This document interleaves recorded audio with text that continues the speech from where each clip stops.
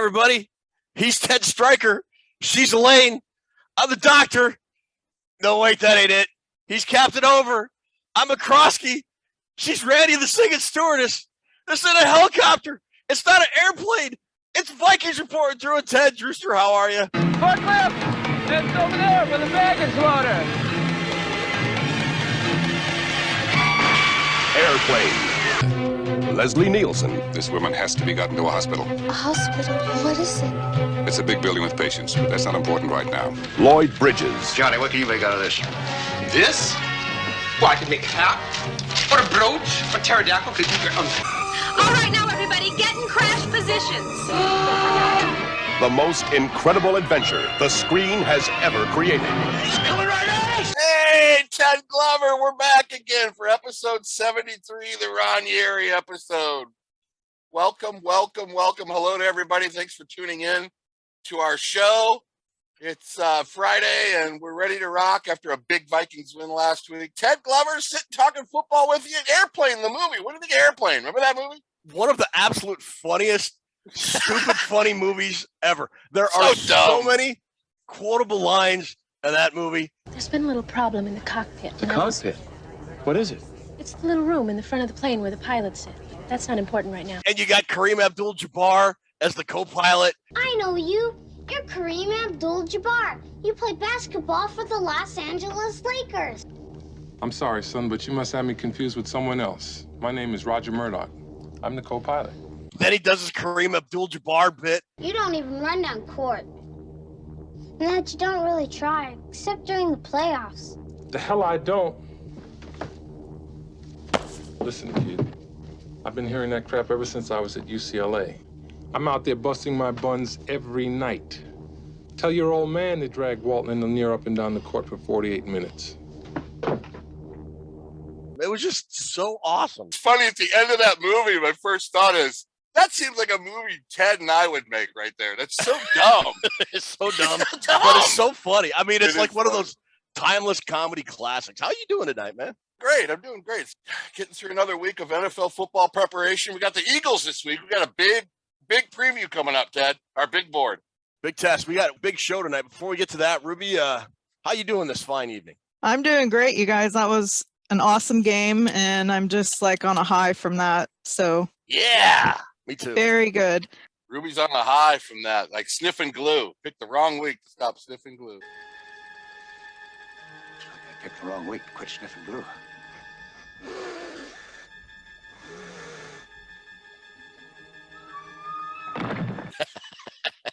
Okay.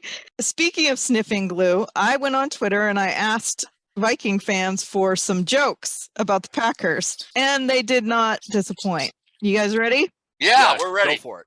Oh, stewardess, I speak jive. Oh, good. First Packer joke, Christian Watson.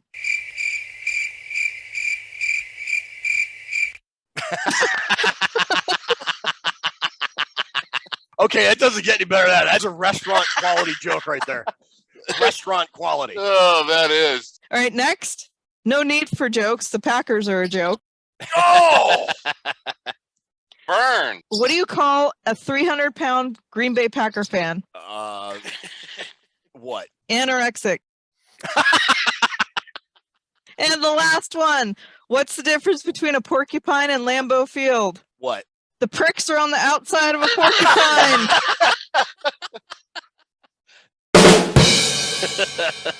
What a great way to start. Oh, tremendous opening. All right, we've got a big show for you tonight. We're going to talk Vikings news. We got hashtag Nobody Cares About Your Fantasy segment.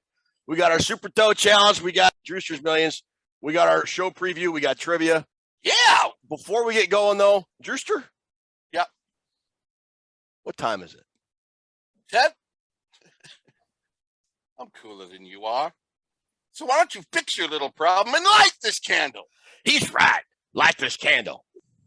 Yes. Resume the countdown. All right, I'm cooler than you are. Why don't you fix your little problems and light this candle? He's right. Let's light this candle. He surely is. Light the candle. Yes. Resume the countdown.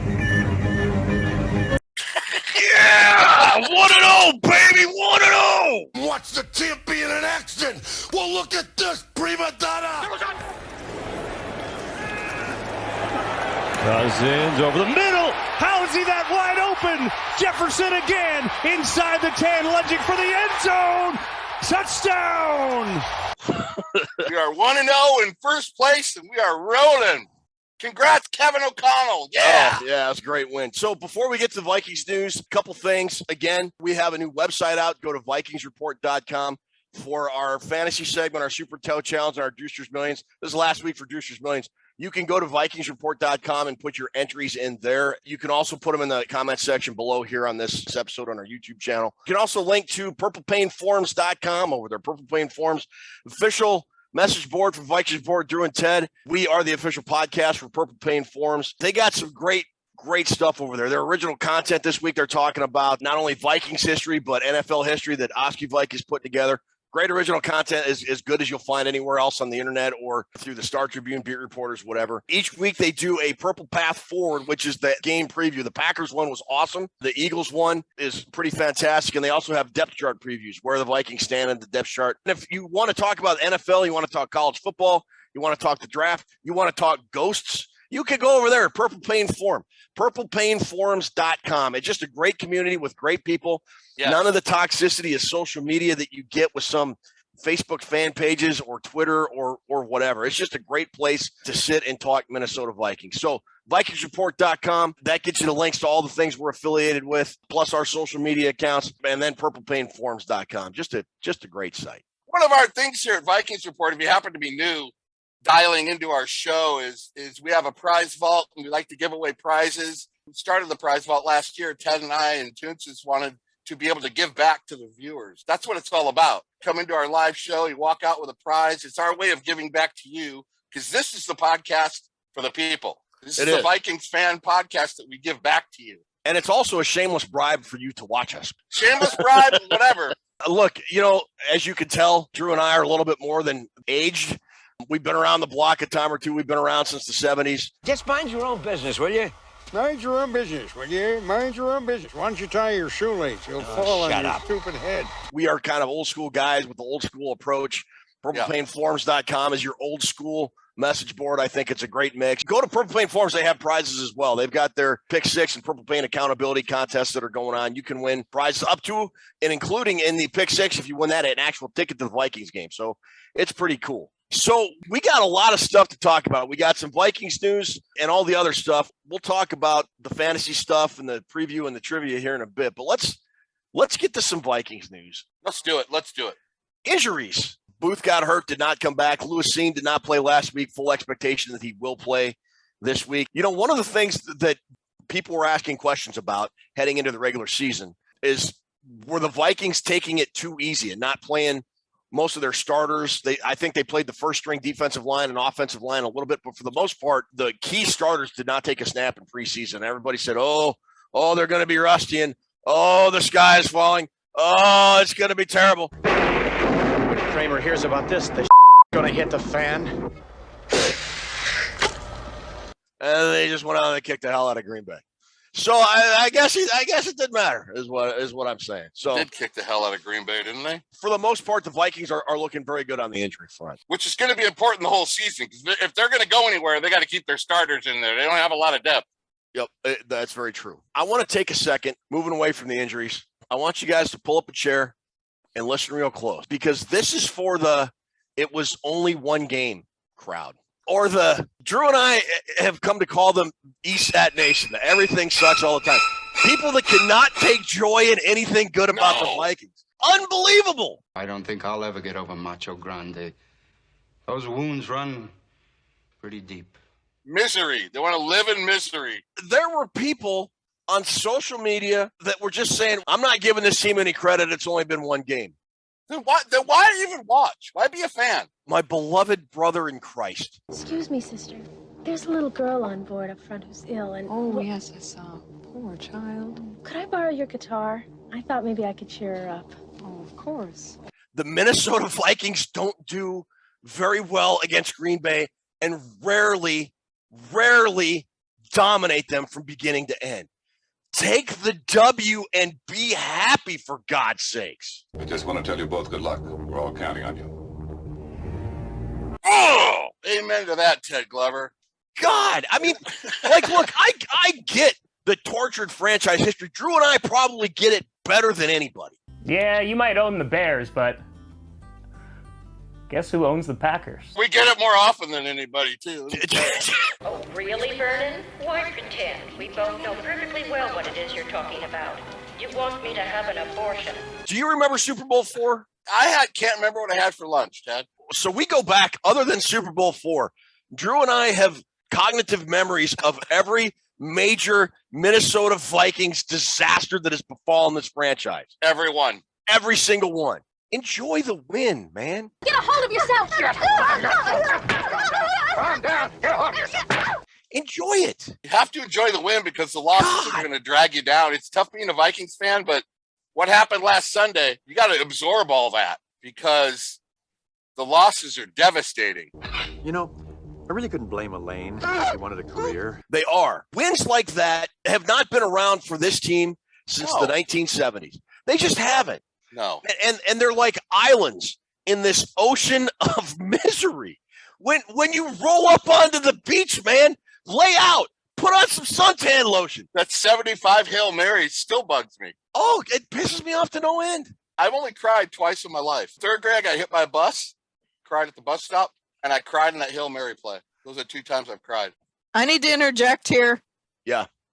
You've cried way more times than that. No. No, Toonces is fibbing to you right now. I've only cried twice. We watched that Hail Mary game at my aunt and uncle's house in White Bear Lake, and I cried all the way home to Richfield. 30-minute drive, whatever. I bet your dad was fuming. My father did not say a single word. Not one word. And I'm bawling in the back. Ah! His jaw clenched, just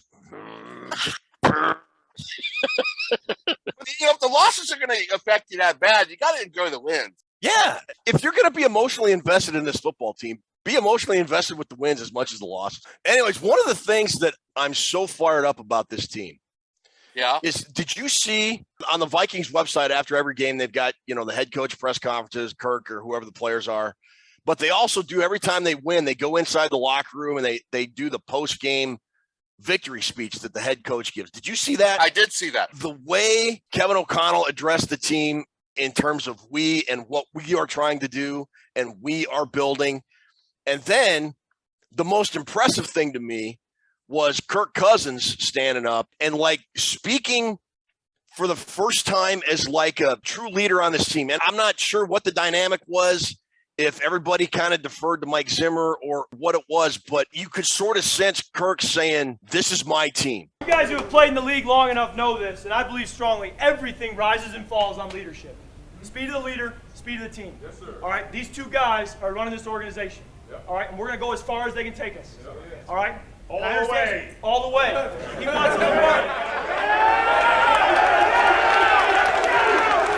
And I want to give a game ball to the head coach and to the GM. And thanks, because we're only going as far as you guys take us and collectively as we go and everything else. That struck me as very different than recent history. Really, really great moment. It's good to see because it's been a long time coming, kind of sifting through the gloom and all that stuff. And it's really, really enjoyable to see. And you couldn't ask for a better start than that. You couldn't. No. Everybody seems united. From what I can gather, the people that don't like Kirk Cousins, you're not going to change their mind. I've kind of come around on Kirk. I'm sort of becoming a Kirk fan. I thought he played a hell of a game on Sunday against Green Bay. The dude seems totally in command of this offense. The people that say he's never a leader, I didn't see that in the locker room on Sunday. He looked very much like he was the guy. It's his ship now, his command. He's in charge. Boss, head man, top dog. Big cheese. He won a big game against Green Bay this past Sunday. He's got another big game against Philadelphia in just a couple days, which we'll talk about. But the old opinions of Kirk Cousins die hard. If you don't like Kirk Cousins, you're not going to like Kirk Cousins. I've actually heard a fan say, even if we win the Super Bowl, I'm going to hate Kirk Cousins. See, that's just stupid. Some people just want to be miserable, Ted. End of the road. Nothing to do. And no hope of things getting better. Sounds like Saturday night at my house. I guess if you want to be miserable, go ahead and be miserable. But until it's time to be miserable, man, enjoy the ride. Because this is not something that happens very often to Vikings football. It just doesn't. Not in recent years, anyways. Right. I've learned in my life, Ted, you got to enjoy the highs.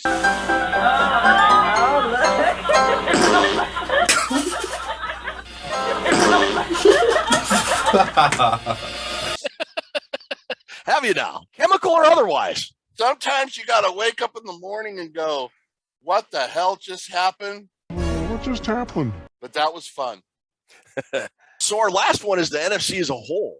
I mean, when you look at the landscape of the NFC, and week one is the most overreaction time in the season. Everybody gets dramatic, extreme opinions about football teams after one game, which is, I guess we were just kind of doing that now about the Vikings. But be that as it may, Philadelphia survived Detroit. Dallas lost. Dak Prescott's out for like 2 months. Zeke Elliott's washed. The San Francisco 49ers lost in a slop fest to the Bears. That is a bad loss. That was a bad loss. Was there anybody thinking that they were going to lose to the Bears? I bet millions and millions of survivor pools died over that game. And like the only other serious NFC contender were the Packers, and the Vikings beat them. I mean, look, it's only week one, but the Vikings had one of the 2 or 3 most impressive wins last week. Kansas City had a pretty impressive win. Buffalo had a very impressive win. The Giants had a very impressive win. But the Vikings winning over Green Bay was right there. You'd have to think in a weakened NFC that the Vikings have the potential to be right there at the end of the season now. Exactly. Very well said. The team we're going to preview coming up later, the Eagles, the Monday Nighter, my hot take on that is this won't be the last time we play the Eagles this year. Oh, okay. We're going to meet the Eagles later on because I think the Eagles and Vikings are the 2 most improved teams in the conference. That's a hot take, my friend. So that's pretty much it for Vikings news this week. Now, ladies and gentlemen, it's time for hashtag nobody cares about your fantasy segment. Nobody cares about your fantasy team. Nobody cares about our fantasy teams, but you can win prizes if you like our fantasy teams. And we're going to talk about the contest right now.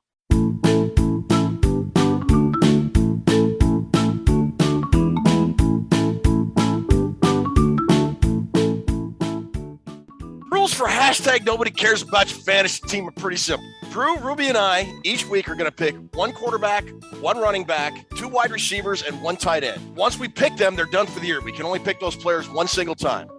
We will not be allowed to pick any of the Thursday night game players at all. And we're using our standard PPR scoring format. So you look at our fantasy teams and you tell us in the comments below or on our website, VikingsReport.com. Ruby will have a section on the website each week for our fantasy team segment, and you can put your entry there. If you win, you get 2 pretty cool prizes. Drewster, what are those 2 cool prizes? A vintage John Randall jersey and a Vikings plaque. 2 really cool prizes. So again, look at our fantasy teams and the comments below on this show. Put in who you think, Team Toonces, Team Ted, Team Drew, either here or go over to VikingsReport.com. You put your entries in there. All right, so that's hashtag nobody cares about your fantasy team rules. For those of you that picked Drew, you got 1 point. Whoever picked my team is off to a 1-0 start. You're smart. You did the right thing. You didn't let Ted talk you into it. That's smart, Mike. That's smart, see?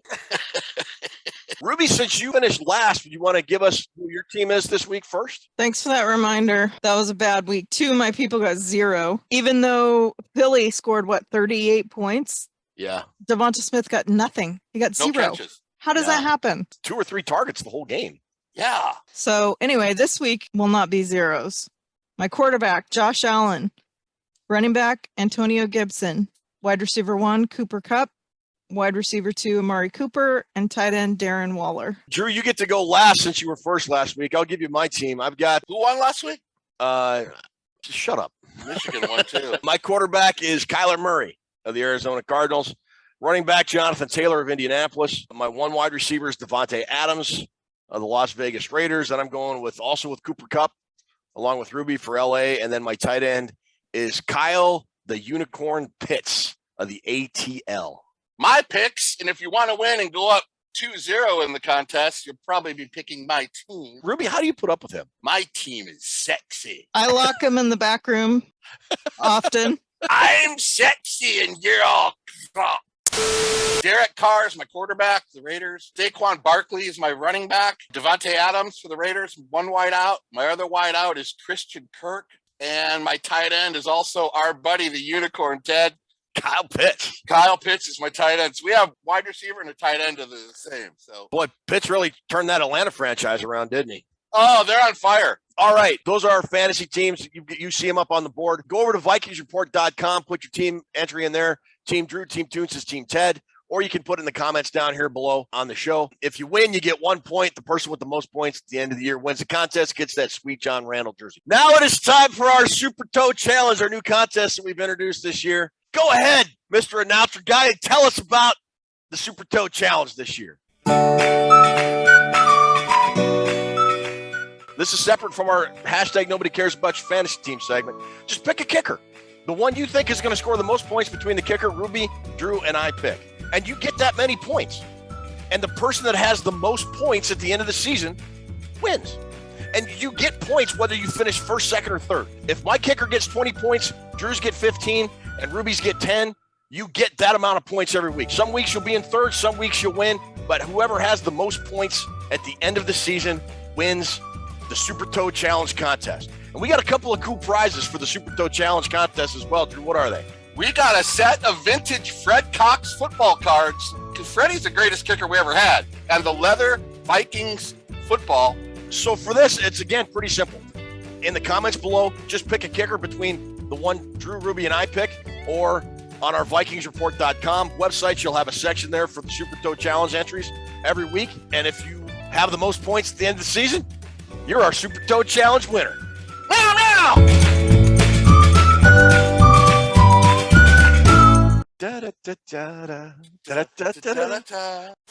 All right, those are your rules. Super Toe Challenge. You get points every week. Who won last week? Who won the opening week? Again, I got to say, hat tip to Drew Bunny. His kicker had 14 points.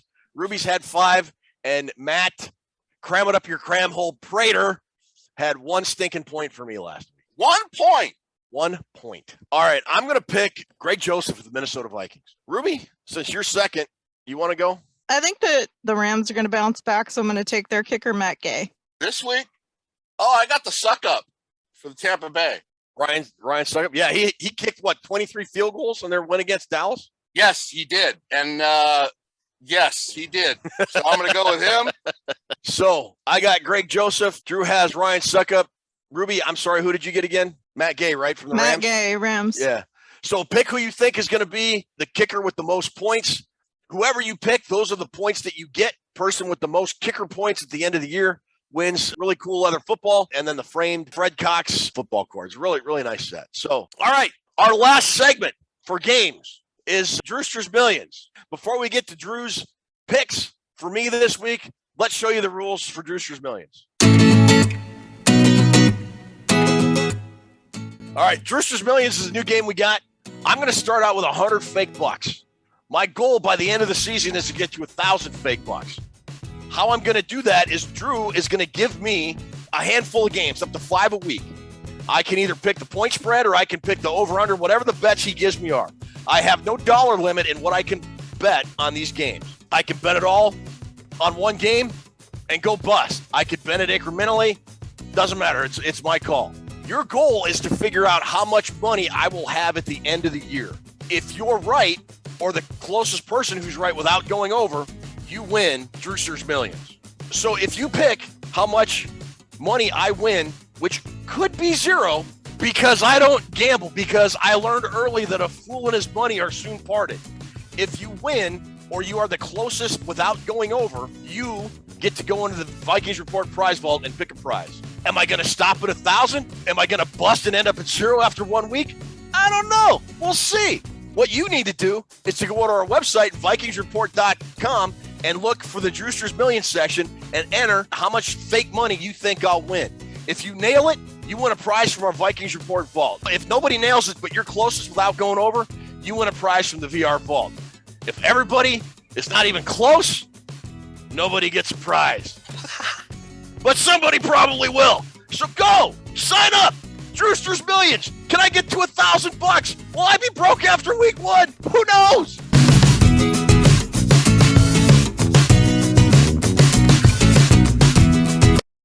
sucks at gambling. Ted sucks at gambling. All right, those are the rules. Again, now this is your last week to enter Drewster's Millions. You got to figure out how much money I'm going to end up with at the end of the year. Some people pick zero. People who pick zero aren't dumb. And you can win by picking zero. You can win the contest. Yeah. So I started off with $100 last week. I'm down to 85 because I lost 2 of the 3 bets Drew gave me. Because the Panthers can't hold a 2-minute lead. It was like watching a Mike Zimmer defense, watching the Browns go down and kick a field goal to win. Can't believe they lost that game. Oh, sucked. Let's get your bets up this week. Tootses, can you throw up the graphic? I'm not going to go through them one by one. As you see there are your choices to choose from this week. Let's do it. Let's see what you got. All right. I'm going to stay away from the Packers-Bears because, I'm just staying away from that. Cincinnati-Dallas, the over-under is 44.5. Dak Prescott's out. Joe Burrow can't hit water if he falls out of a boat right now. I'm going to pick the under on that game. Cincinnati-Dallas, I'm going to go under on that game. And I'm going to bet $20. You've got Pittsburgh, New England straight up. I'm going to pick, I think New England bounces back. Pittsburgh with Mitchell Trubisky. I'm sorry, I have no faith in that. Cincinnati turned the ball over, I think, 6 times. 5 or 6 times. And it still took Pittsburgh 2 minutes with only 2 minutes left in overtime to win. And they had to block an extra point at the end. And they had to rely on Cincinnati missing a field goal in overtime as well. I'm going to go $25 on New England. Wow. You're betting on the hoodie. Putting your money on the hoodie there, Ted. And that's all I'm going to bet this week. Those are the only bets I'm going to make. That's it? I got to try and get some money back. Okay, here's what I'm going to do. I'm giving you 8 weeks. Okay. I will catch you no matter where you're at, and I'm only going to make 1 bet a week. Okay. I will start with $100. I will make only one. I only get to make 1 bet a week. And I can't start till week 9, but I will catch you no matter where you're at. So, but what if I go broke? Are you going to float me some new money there? Then the game's in the toilet already and it's over with. You know what? I'm going to bet one more. I'm going to bet. There you go. That a boy. I'm going to bet the over for Atlanta and the Rams. And I'm going to go 15 on that. All right. So that's Drewster's Millions. Hang on. I'm just hearing from the production truck. Robert W. Farnsworth is ready for his remote hit. Yeah. In Philadelphia.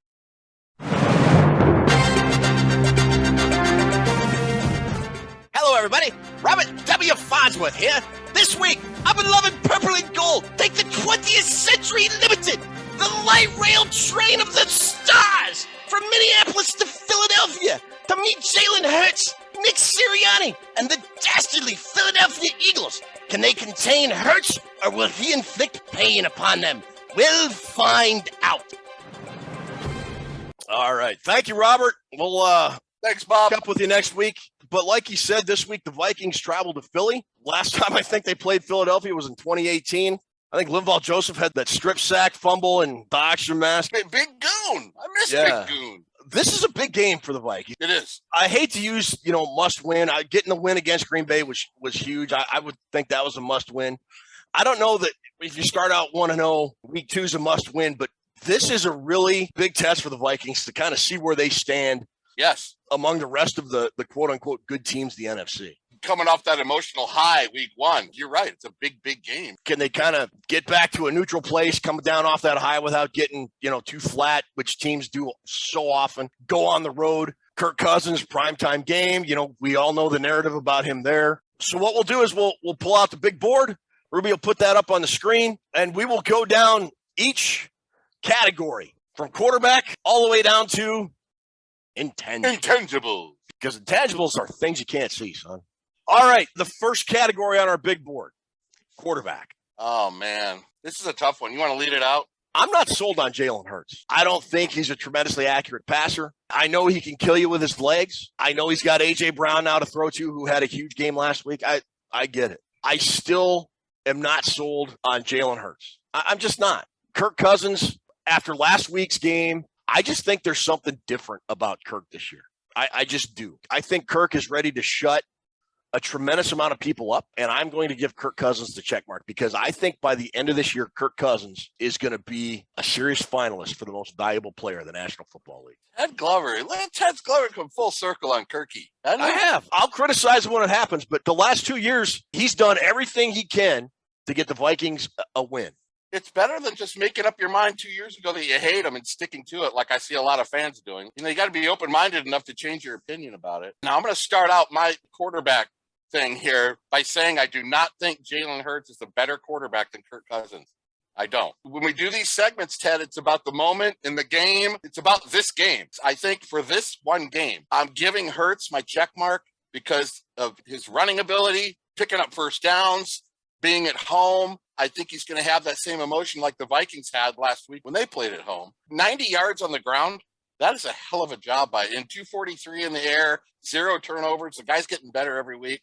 I think for this specific game, I got a strange gut feeling that Hurts is going to have a really good game. All right. Running back. Eagles ran roughshod. Is that the right word? They ran roughshod over the Lions, bro. They did. 39 carries, 216 yards, and 4 touchdowns rushing. Yep. Very impressive. 5.5 yards a carry average. The Vikings are giving up over 6 yards. That doesn't combo well. Yeah, it doesn't. Vikings gave up 6.2 per rush against Green Bay. The Vikings are probably better personnel-wise. I like Cook and Matty more than I like Sanders and Keith Gainwell or Kenny Gainwell and Bon Scott. Wait, Boston Scott. That's not Bon Scott. I'm going to give a slight check mark to the Eagles on this. Okay. I see where you're coming from. Talk me out of it, though, Ted. Make me change my mind. Here's where I'm going to talk you out of it. Now, what you said, 100% correct. Miles Sanders had 90 yards. Jalen Hurts had 96. Lions had absolutely no answer for either of them. DeAndre Swift ran for 144 yards against the Eagles.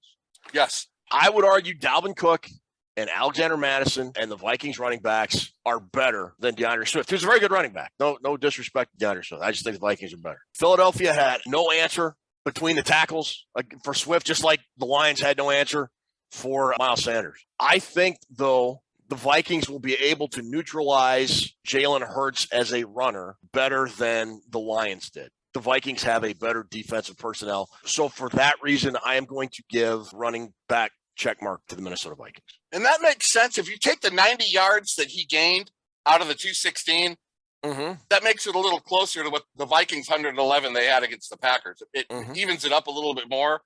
Receivers. Oh, really genius move by the Eagles to go get A.J. Brown. It was. Both teams have a superstar, Brown, and we have, of course, Justin Jefferson. The combined stats for A.J. Brown and Justin Jefferson week 1, Ted, you want to hear this? Yeah. 19 catches, 355 yards, and 2 touchdowns between both those guys. It's going to be a showcase. But you have to give the check mark to the Vikings. If you look at the whole wide receiver core, the Vikings clearly have the edge at wide receiver. I think they do too, and I think they have a better throwing quarterback to get their receivers the ball. I give the check mark to the Vikings as well. O-line. The Eagles have a pretty good O-line. Jason Kelsey's their guy, their anchor in the middle. Very good center. Jordan Mailata, Lane Johnson. That's just a good line. I thought the Vikings offensive line played pretty well last Sunday, all things considered. I thought they gave up a little bit of pressure to Kenny Clark early, but I thought they did a good job at halftime of figuring that out and kind of neutralizing that. I'm going to have to give this a little bit, just slight edge to Philadelphia here. I'm in agreement with you on that, Ted. I mean, they got 3 guys up front. 3 of those big hogs are super talented players. Right tackle, Lane Johnson, left guard, Dickerson, and Kelsey. And Kelsey's one of the best centers in football. Those 3 guys right there. They lost their left tackle for the season, Dillard. They're already on their backup left tackle, but they have a really good offensive line. Just a slight edge to them. What about the defensive line? Vikings couldn't stop the run, and it's really, I hope it doesn't turn into a problem, but it looked bad last week. Like you had mentioned, Swift ran for 155 and a touchdown on the Eagles' defensive line, so they didn't really do much better. Both D-lines got ran on. They had a big injury, losing Barnett last week for the season. He's out for the season, Derek Barnett. But you know what? You lose a guy like that, and you bring in Josh Sweat or whatever. They run a 4-3, so you're actually looking at 4 down linemen there. Check mark to the Eagles on the defensive line. The Eagles' defensive line wasn't impressive either. For all the running the Packers did, or when they did run the ball, they didn't bust out a lot of chunk plays. DeAndre Swift had several big runs. The Vikings, I thought they brought a lot of pressure. The Eagles didn't really pressure Jared Goff a whole lot. He was only sacked 1 time. I'm going to actually give the edge here to the Vikings a little bit. Linebackers, the Eagles line up, like Drew said, in the 4-3. You got Hassan Reddick, TJ Edwards, and Kazir White. I was really impressed with the Vikings linebackers. I thought Daniil Hunter and Zadarius Smith played a whale of a football game. Eric Kendricks was not very active tackling, but I thought he did a very good job dropping back into coverage. He had that big pass breakup on 4th down inside the red zone in the 4th quarter. The Eagles linebackers are no slouches, don't get me wrong. But after what I saw from this new 3-4 look and what Ed Donatel threw out there, I'm kind of liking the Vikings linebacking core right now. I'm going to give the Vikings linebacking core a slight edge. Very simple decision for me on this one, Ted. This was all one-sided for the Vikings, as far as I'm concerned. The Vikings linebacking core is going to round out to be, in another month, they're going to be the best linebacking core in football. Why don't we give it up for Jordan Hicks? 14 tackles. He had a sack. He had a quarterback hit. He had 9 solo tackles, 14 total tackles. You got to watch out for Hassan Reddick. But as a core, checkmark Vikings for me. How about the secondary? I'm giving the Vikings a check mark. We both gave Green Bay the check of the secondary last week on our preview big board. We did. Because they are a good secondary. They are. Better than good. And the Vikings made them look flat out silly. They did. If you can make them look silly, you can certainly make the Eagles secondary look silly. That's what I'm basing my check mark on to the Vikings. Okay. I'm looking at it from a personnel matchup. James Bradbury and Darius Slay are a heck of a 1-2. Jared Goff, I mean, statistically, Jared Goff was just kind of typical Jared Goff day, 21 of 37, 215 yards, 2 touchdowns, and a pick.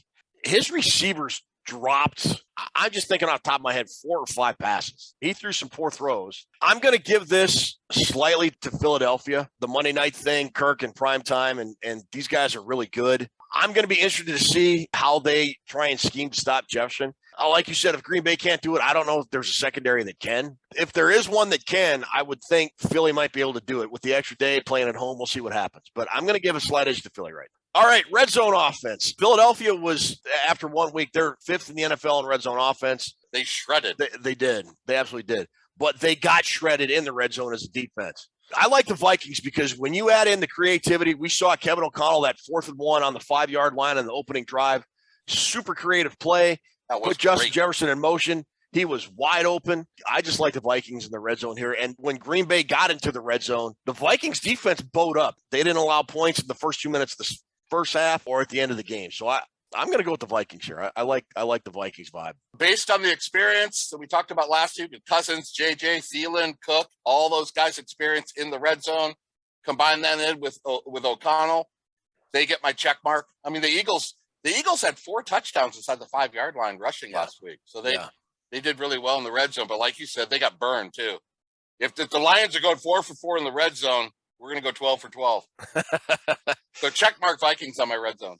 Special teams. Who you got for special teams? So I went check mark Vikings. Greg Joseph looks dialed in, man. He looks dialed in. He looks competent. He looks like he's ready to set records. Here's another tidbit. When Rager takes a punt to the house Monday night, the Vikings sideline and Rager are going to come unstuck. It's going to be partying on the sidelines. You're going to see a big erupt. He's going to run a punt back for a touchdown. You think so? Yes, he is. Part of the reason I gave my check mark to the Vikings on special teams. I'm going to give it to the Vikings as well, Greg. But every facet of the Vikings special teams just seems a lot more improved. Punting's good. You talked about Joseph.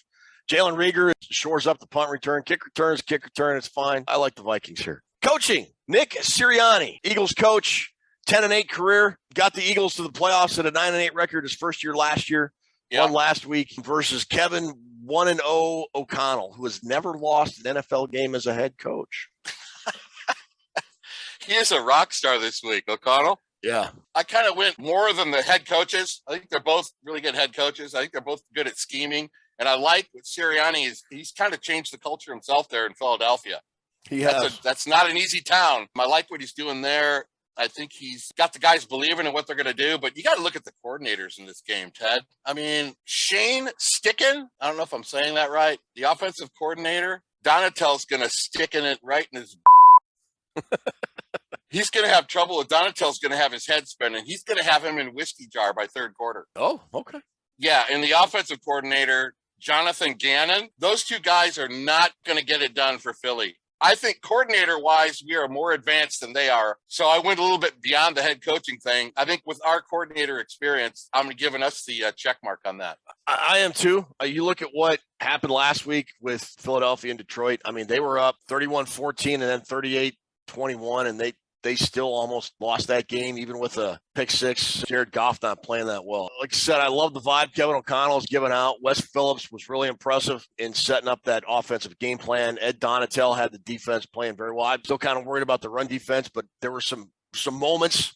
There were some moments, that goal line stand, for example. I like the Vikings coaching as well. I'm going to give the Vikings a check, too. Finally, we've got intangibles.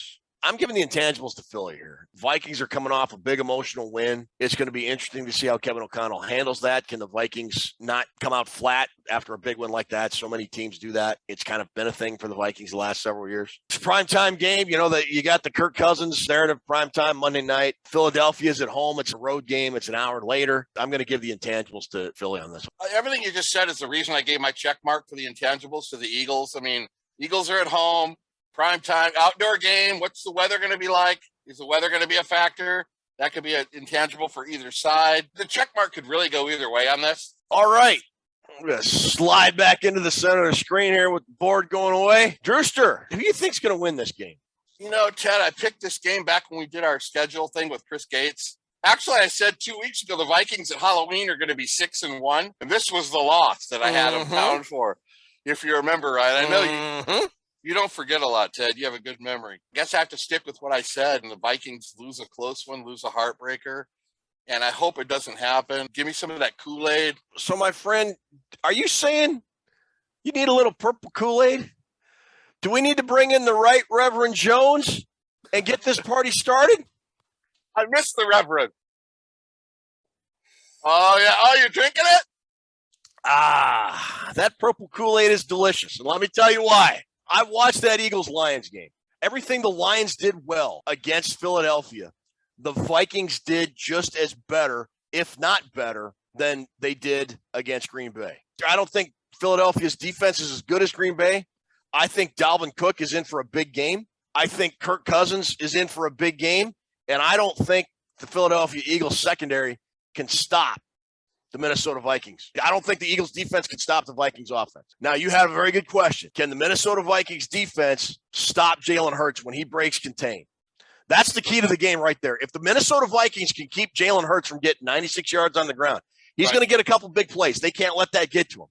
If they can keep him mostly contained, and when he flushes out of the pocket, keep him running parallel to the line of scrimmage and not find an opening and go for 40 yards, the Vikings are going to win. I think they're going to put a spy on him, be it Kendricks, be it Hicks, but it's going to be a shootout. It is going to be a wild game, and Greg Joseph is going to hit a 45-yard field goal at the gun. Minnesota Vikings 31, Philadelphia Eagles 28. I'm calling my shot right now. That's it. I'm changing my mind right now. Give me that Kool-Aid. There's a new sheriff in town in Minnesota. His name's Kevin O'Connell, and he is changing the culture. One day at a time, one player at a time. And I'm telling you what, if you haven't watched that locker room speech at the end of the Vikings game, go watch it. You could just tell that things are different now. I don't know what the Kevin O'Connell era is going to bring. It could all fall apart. You know, they could lose to Philadelphia, and then, you know, everything just goes straight to hell in a hat basket. I don't think that's going to happen. I think the Vikings are an ascending team, and they're just going to keep getting better as the season goes on. You sold me on it, Reverend Glover. All right. I'm buying into it. I am now going Vikings win. You talked me into it. Okay, so that's our preview. We'll take a quick break. We'll come back with trivia and wrap up the show. Listen to Remco's Baby Laugh a Lot.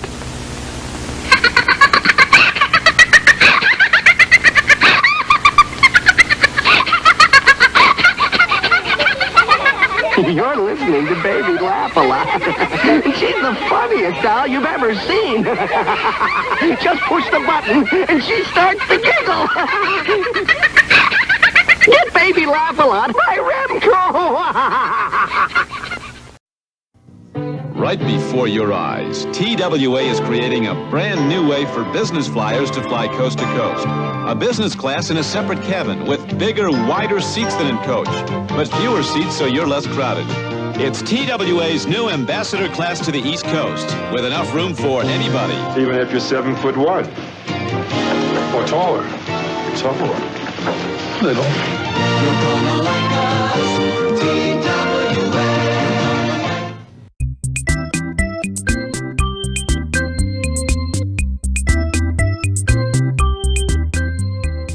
Are we on? Are we rolling right now? I'm waiting for you to start talking. Is this thing on? Hello? Hello? Bueller. All right, welcome to Toots Trivia. How you guys doing?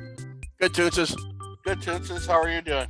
I'm doing good. This week we have the categories Airplane, Name the Eagle, and Random Questions. We will start with airplane, and this is a category about questions about the movie. Oh. These are going to be multiple choice, and if you get it wrong, I get the points. If you get it right, you get the points. Here we go. For 100, what airline was the flight a part of? Wasn't it Trans International? Is it Trans International or Trans World? Yeah. Let's go with Trans International. That is not correct. It was Trans-American. Trans-American. That's what we said. Points to Toonces. All right, number 2. What is the name of the little girl on the plane that needs a heart transplant? Lisa. Okay. Very good. Good job. All right, for 300. Finish this slogan. WZAZ in Chicago, where? I think it's Disco Lives Forever, isn't it? Yes, it's Disco Lives Forever. That is correct. Good job. And to finish the category for 400. What was the name of the African tribe that Ted and Elaine were assigned to in the Peace Corps? Malabo. Yeah, the Malambos, I think. Wasn't it? I'm pretty sure it's the Malambos. Yes. That is correct. Good job. I'm going to go over to random questions because I want to save the photo category for last. And random questions, I have a couple of Michigan, Ohio State, and then a couple of random questions. So here we go. For 100. This Michigan defensive player was drafted. Brandon Graham. Good job. Sorry, that was really rude of me to interrupt. I don't often interrupt you.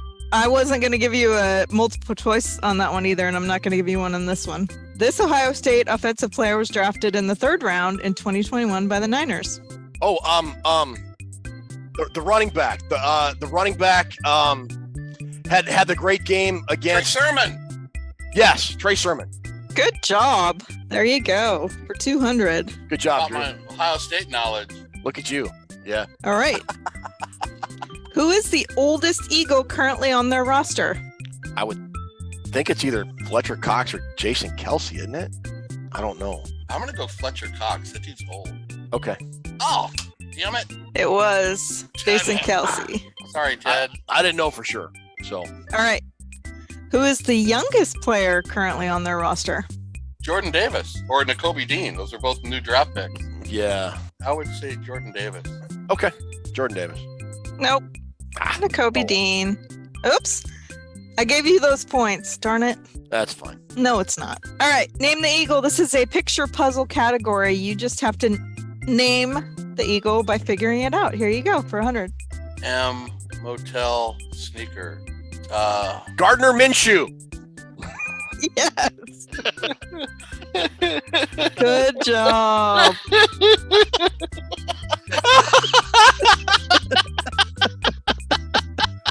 How the hell do you come up with that? Oh, God, that was hysterical. I told you I turn into a 10-year-old when I do this show. All right, for 200, name the Eagle. Bernie Sanders. No. Sanders. Miles Sanders. Miles Sanders. Miles Sanders. Miles Davis. That's awesome. Very good. You guys are killing me this time. For 300, name the Eagle. Jason Kelsey. Yes. That's well done. All right, last one. Name the Eagle. Trey Sermon. Yes. Good job. Thank you guys for playing. You killed me. We'll see you next week. Can we request the picture things every week? Oh, I'd love it. If she's got the time, I'd love it. Cracks me up every single week. All right. So we win trivia this week. I think we're 1-1 on the season. Yeah, we are. That wraps up episode number 73. Again, thanks so much for joining us. Thanks so much for subscribing, for liking. We're over 12,400 subscribers now. I can't believe it. On Monday night, as soon as the Vikings-Eagles game is over, come on over to this YouTube channel. We'll be live with our partner in crime, Christopher Gates, to go over the Vikings-Eagles game. In the meantime, head on over to VikingsReport.com. Put all your entries in for our contests. From there, head on over to PurplePainForums.com. Sign up, get an account, join their Pick 6 contest, join their Purple Pain Accountability contest, start commenting. Great group of people. Whole bunch of information will make you smarter and get you ready for game day. Yes. Toonces, thanks so much for doing all this and getting the show going and producing and all the truly behind-the-scenes stuff that folks don't even know how much work she puts into this show every week. Drewster, every week you make my sides hurt from laughing. Tonight was no exception. It was a good time. It always is. But we'll try to do better the next time. Take us home, my friend. Thank you, everybody, for tuning in to our 73rd episode. 73. Always great talking football with you, Ted. Jensis, thank you for all. Ted's right. You don't get enough credit, and you never ask for the credit, but without you, the show would go nowhere. So thank you again for everybody tuning in. We will see you next Friday with another studio show, but we will see you Monday night after the game. Everybody be cool. Everybody be responsible. And say goodnight, Ted. Good night, Ted. Da da da da da da da da. Bump bump. Just hang loose, blood. She's gonna catch up on the rebound on the med side. What it is, Big Mama? My mama raised no dummies. I duck a rap. Cut me some slack, Jack.